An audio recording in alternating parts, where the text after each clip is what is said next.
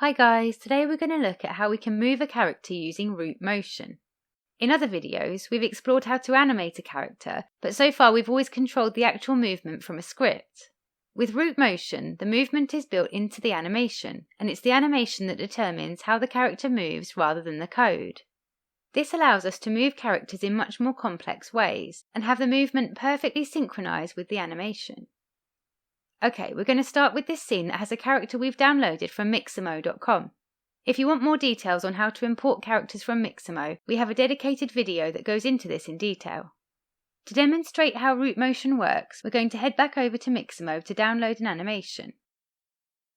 We'll search for salsa dancing.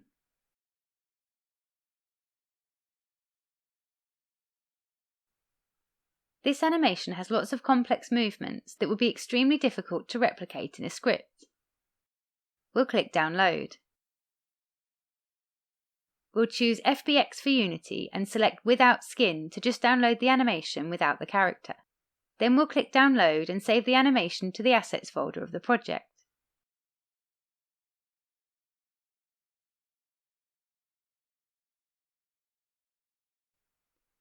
Back in Unity, we'll select the animation and then select the Animation tab in the inspector. We'll tick Loop Time and Loop Pose to have the animation loop forever. We need to click Apply to save the changes.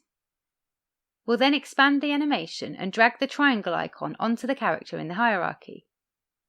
This will assign this animation as the entry state for the character. Let's press play to see what happens. The animation plays and the character dances around. If we select the character in the hierarchy and look at the transform of the character though, we can see that the position and rotation of the game object aren't actually changing. So visually the character is moving, but the underlying game object is completely static. Let's stop the game and add a box collider component to the character.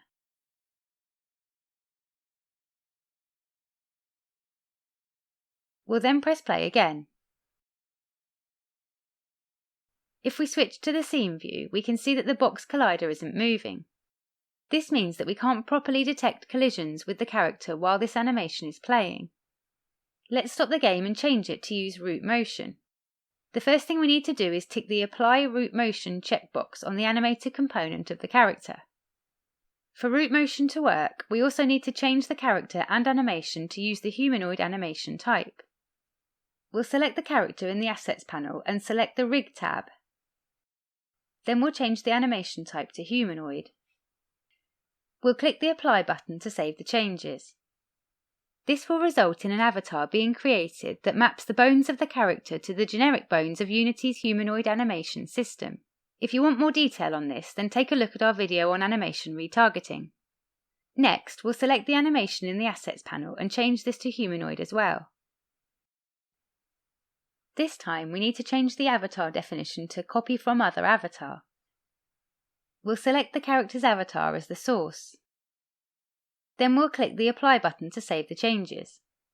The final thing we need to do is tell the animator to make use of the avatar.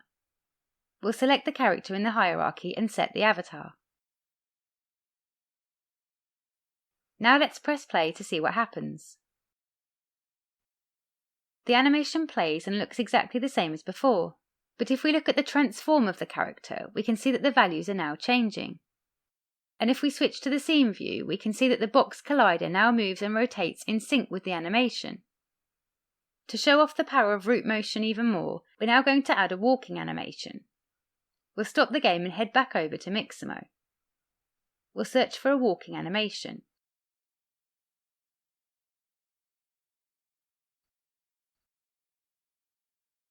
In the past, we've ticked the In Place checkbox as we were controlling the movement in a script. This time we'll leave it unticked, as we want the animation to move the character forwards.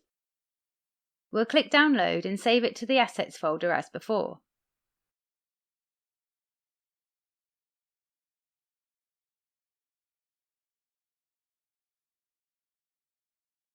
Back in Unity, we'll select the Walk animation and then select the Animation tab in the inspector. We'll tick Loop Time and Loop Pose to have the animation loop forever, before clicking Apply to save the changes.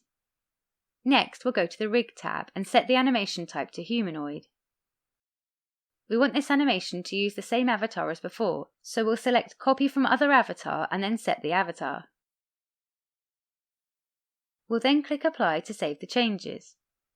Next, we'll expand the animation and drag the triangle icon onto the character. We'll then select the character in the hierarchy and double-click on the animator controller. This will open the animator window showing the animation states and transitions. At the moment, the dancing animation is set as the entry state, and the walking animation isn't connected to anything. We'll add some transitions to go from dancing to walking and back again. To do this, we'll right-click on the dancing animation and click Make Transition. Then we'll click on the walking animation. This has now created a transition from the dancing animation to the walking animation. We'll do the same to create a transition back the other way. Now we need to add a parameter to control these transitions.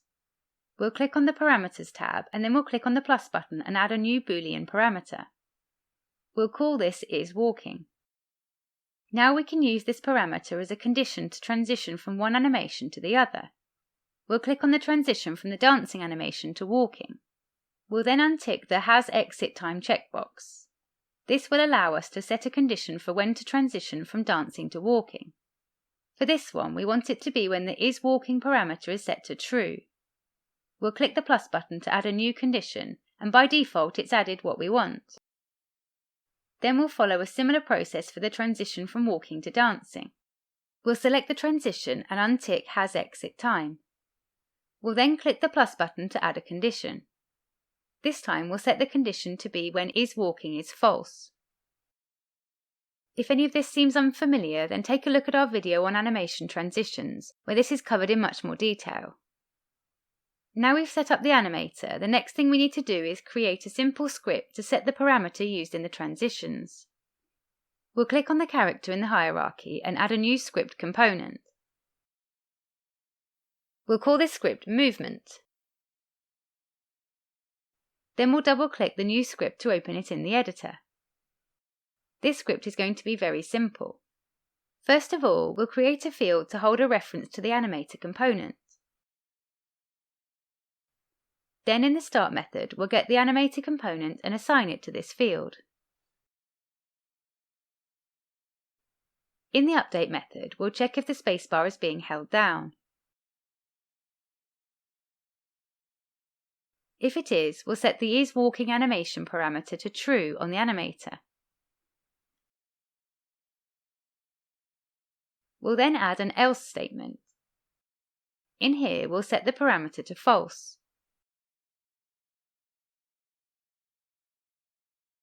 So the character will start off dancing, and when the spacebar is held down, it will transition to walking. When the spacebar is released, the character will transition back to dancing. Let's save this script and switch back to Unity to try this out. The character is dancing as before, but now if we press space, the character will walk in the direction it's currently facing. If we release the spacebar, the character goes back to dancing. So without writing any movement code at all, we now have a character that can move all around the scene using root motion. You may notice a slight issue though. As the character moves around and we keep transitioning from one animation to another, the character starts rising off the ground. This is because the dance animation changes the Y position of the character. Then when we press space, it starts walking from whatever Y position we're currently at. The next time we switch back to the dance animation, it starts from this Y position, so over time it gets higher and higher. Let's stop the game to fix this. We'll select the dance animation in the Assets panel, and on the Animation tab we can see various options relating to root motion.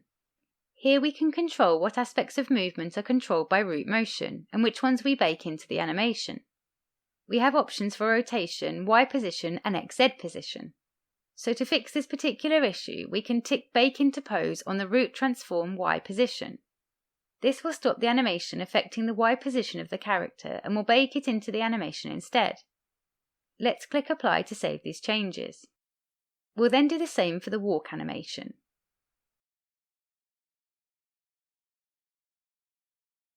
You'll notice the green and red lights next to each setting. This tells you whether it is a good candidate for baking. So for the walking animation, it is green for rotation and Y position as the start and end values are similar for these. It's red for the XZ position as the start and end values differ too much. If we bake this, the character would walk forward and then snap back to the original position before walking forward again. Let's press play to try this out.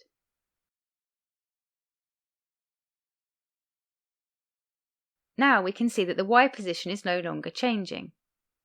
And when we walk, the character will always stay on the floor. There may be times when you want to use root motion for one animation but not for another. To do this, you can bake everything into the animation. For example, we'll stop the game and select the dance animation. Then we'll tick the checkboxes to bake the rotation and XZ movement into the animation. We'll select Original from the Based Upon drop-downs to use the original values from the source file. We'll then click Apply and press play to see what happens. If we switch to the scene view and select the character in the hierarchy, we can see that the box collider is no longer moving in sync with the animation. This is because root motion is no longer being applied for this animation. When we press the spacebar, the character still walks, but it will always walk in the same direction because the rotation of the character is no longer being changed by the dance animation. That covers the fundamentals of root motion. In a future video, we'll look at how to use root motion when moving a character with a character controller component. Hope you found this video useful. Please leave any questions or feedback in the comments and subscribe and click the bell icon so you don't miss the next one. If you find our channel useful and would like to help support our work, you can find us on Patreon and Ko-fi.com. Thanks guys!